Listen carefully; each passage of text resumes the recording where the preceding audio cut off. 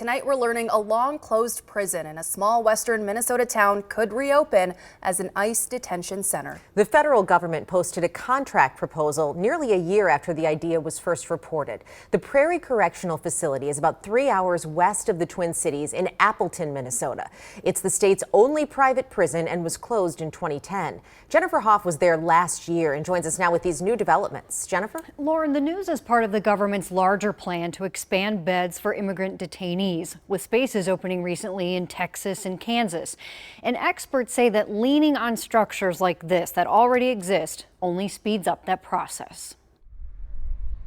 People living in Appleton say the prison there was a long-time economic boost that burst when it closed 16 years ago. The ripple effect was felt tremendously. Hopeful it would reopen, but hesitant about it housing immigrant detainees. That first made news last summer when the Trump administration announced it was doubling the number of beds for ICE detainment, and Congress approved $45 billion.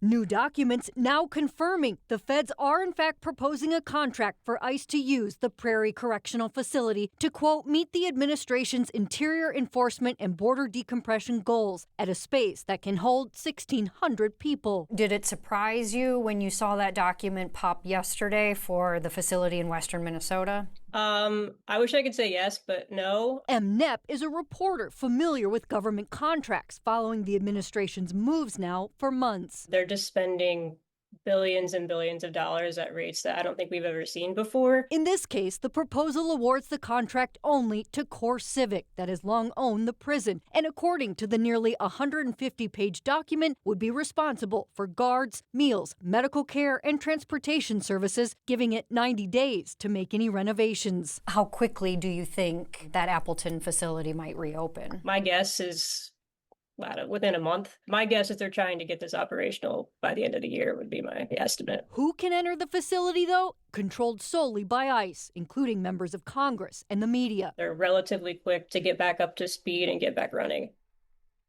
So the Appleton City Administrator confirmed this contract proposal, but CoreCivic would only tell me that it continues to market the facility to the government, and said out of respect for any officials who might have visited there, suggested, Lauren, that we contact those agencies directly. But our emails to Homeland Security so far today have gone unanswered. Jennifer, you've mentioned that some in the community are really supportive of trying to reopen this prison, but I'm curious, how much say does the community have in whether an ICE detention facility is opened there? Right, you make a good point. I think it's very important to talk about some of those nuanced conversations we've had with folks who live there, right?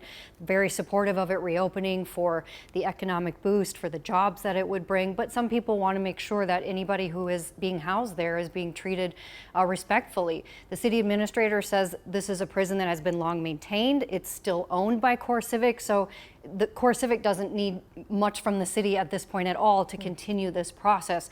The state has made it illegal for there to still be private prisons moving forward, but there is no federal law against that right now, so they can easily move forward in this process. All right, I know you'll stay on top of it. Jennifer, thank you.